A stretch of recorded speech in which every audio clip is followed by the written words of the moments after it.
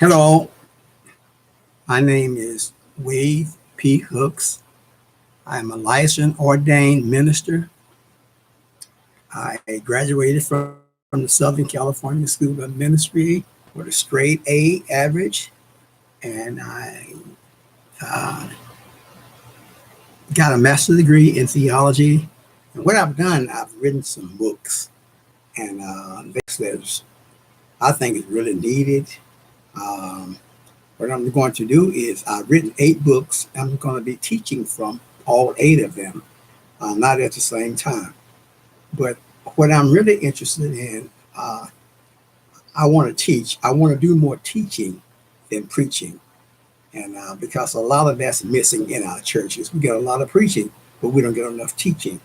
There are scriptures in the Bible that talks about the older women ought to teach the younger women how to be good wives, how to be chaste, and how to teach their daughters what life is all about. But most church folks don't know how to do that.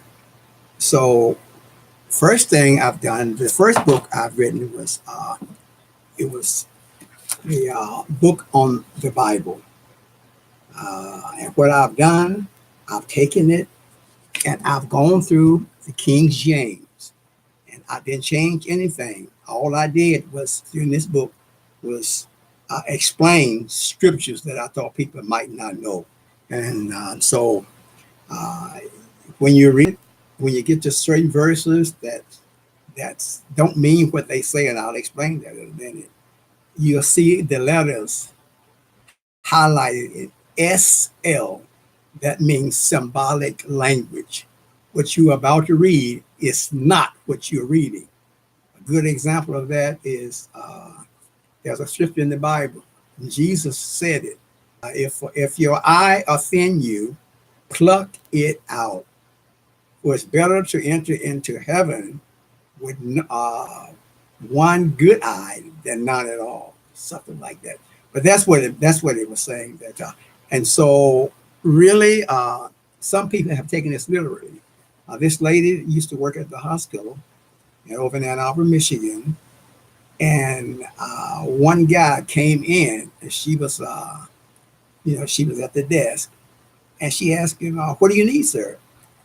And she looked up at him, and one of his eyeballs, his right eyeball, was hanging out down on his cheek. And so she said, "Let me go get the doctor." So the doctor came, and the doctor asked him, "What in the world happened to you?" He said, "Well, doctor, I'm a Christian. Watch this. I'm a Christian.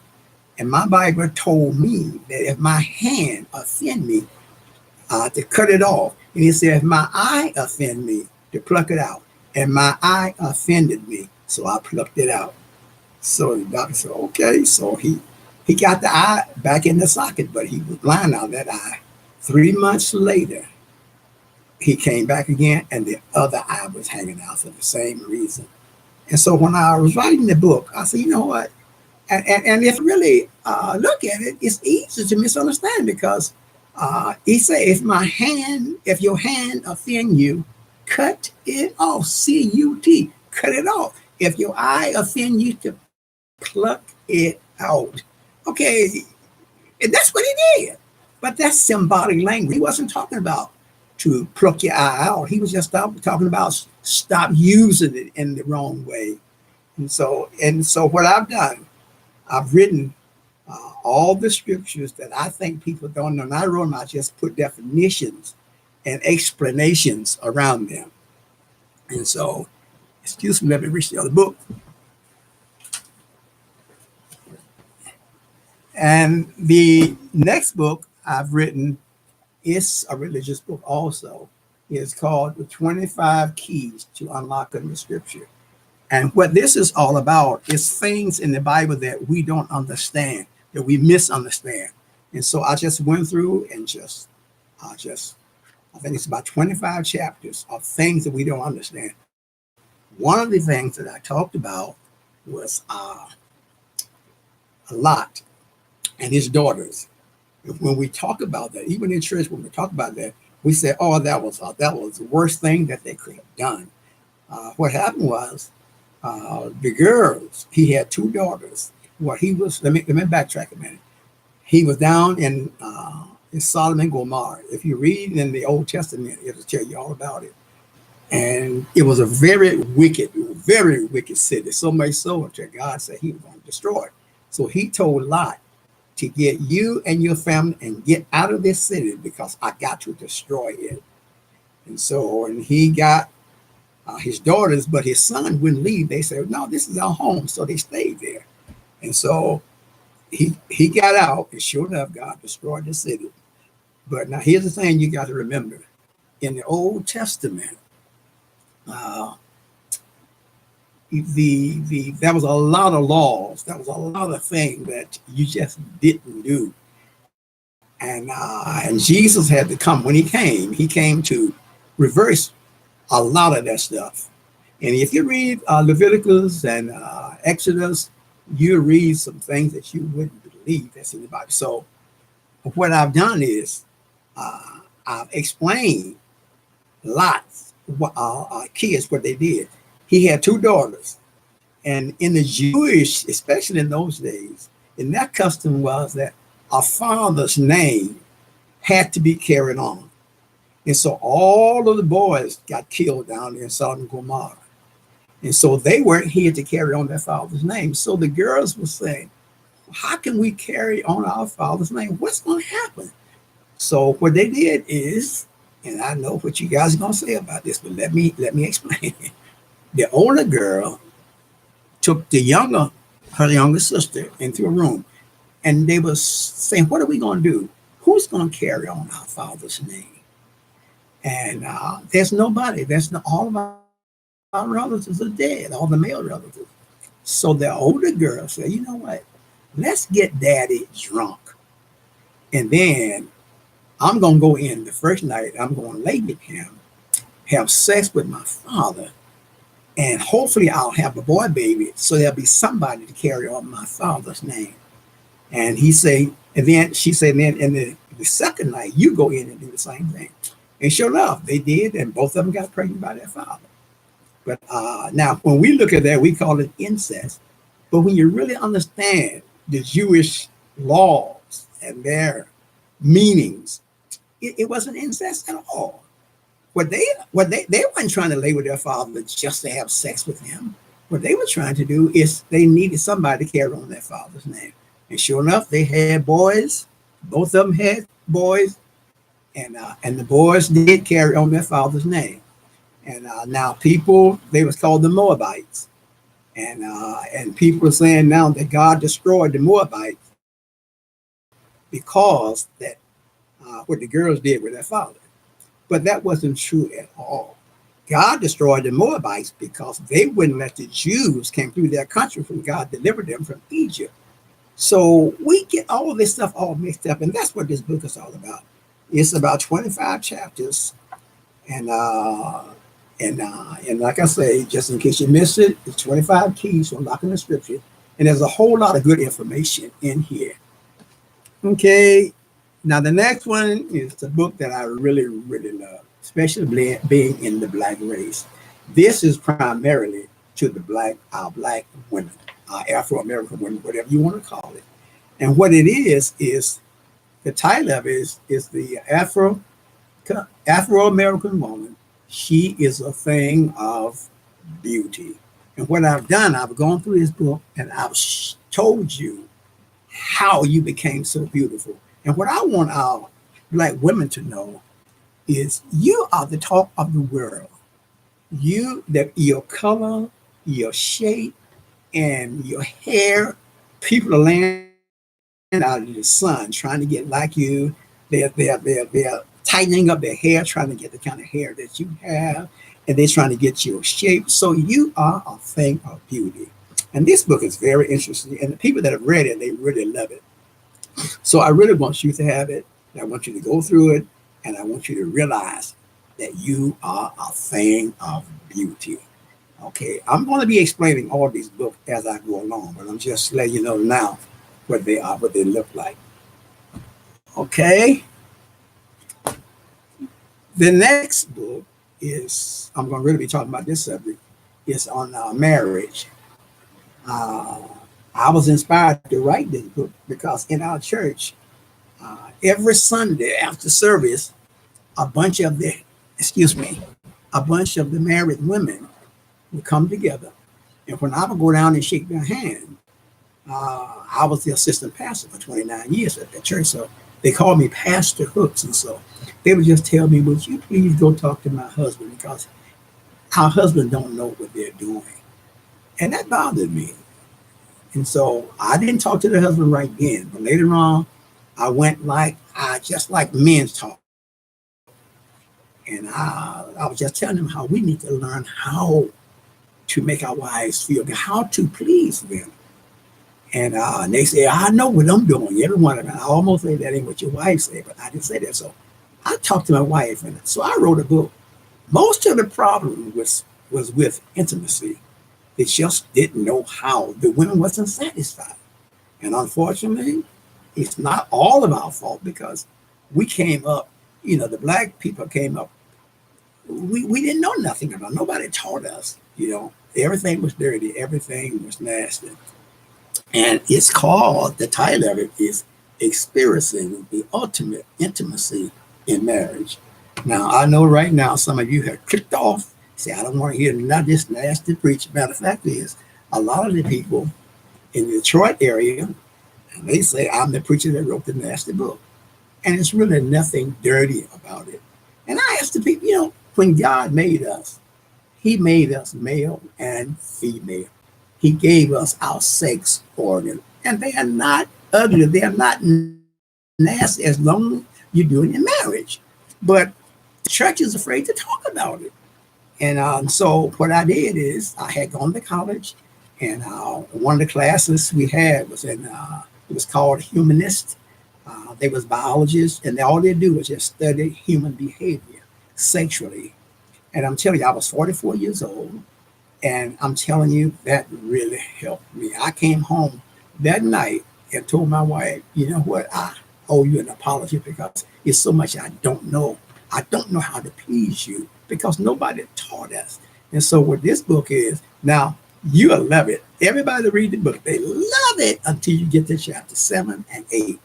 That's when I started to teach them how to be intimate. Remember, I'm talking about married folks now.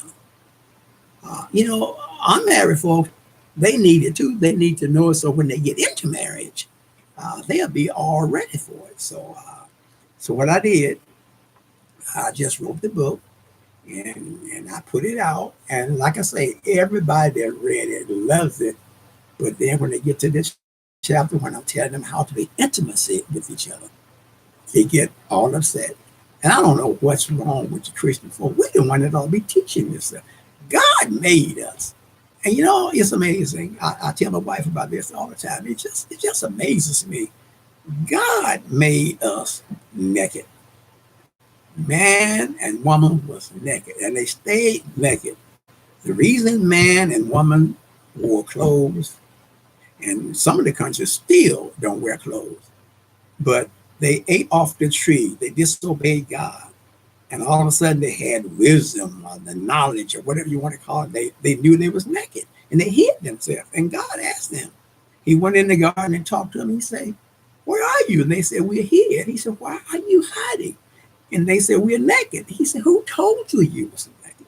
And then he asked them, have you eaten off of the forbidden tree, the forbidden fruit?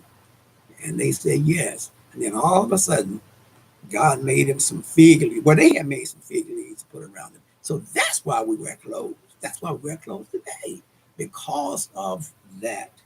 Okay. You'll understand it all when you read the book. And then the next one is really, I like this for real, but especially for you that's got small children, that's in elementary school, especially, and junior high. And it's called Stop the Bully. Now, I can talk about this book because I was bullied when I was in high school. And I won't get into the whole story because it's in the book, how I changed. Okay? So this is really good to have. And so you can teach your children how not to allow anybody to bully them. And then the next book is, I really love this one. It has I'm just getting the video. With this book, it has a video. It's a DVD, and it's me talking on it, telling the young folk or anybody else how to become positive. How, especially if you got kids in sports, it talks all about how to be a good sports. I was captain of our football, basketball, and baseball team. So I want to teach them how easy it is to become positive. All right. So that's what this is about. And for the grown folks too, anybody, you will really change your attitude because you will become positive.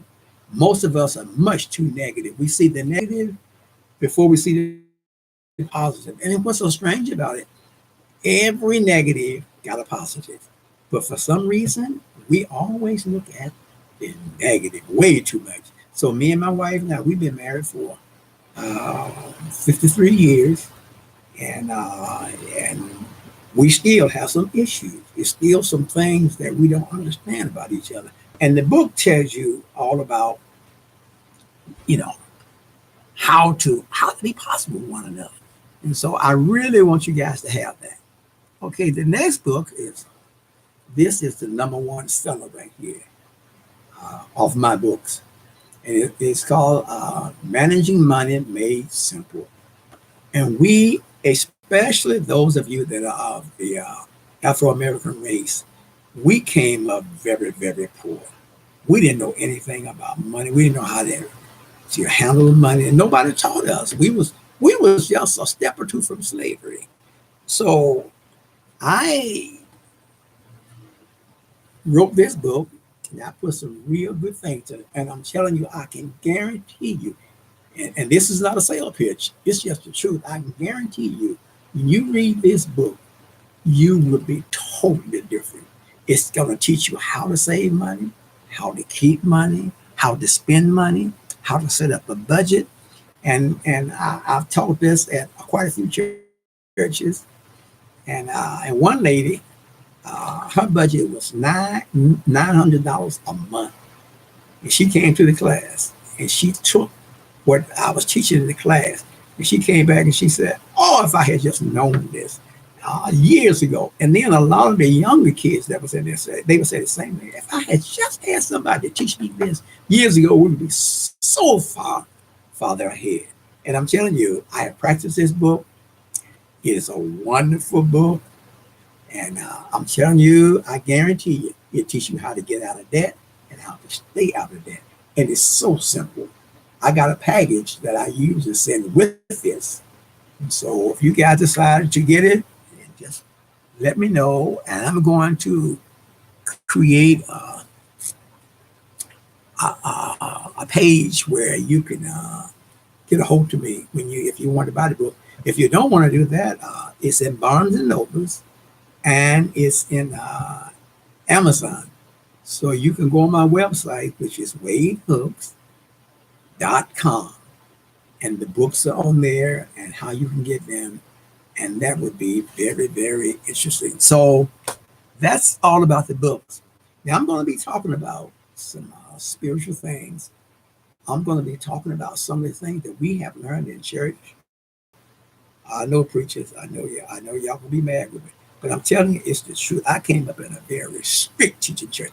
You couldn't wear anything. The women couldn't wear lipstick. They couldn't wear fingernail polish. They couldn't wear shoes with the heels out.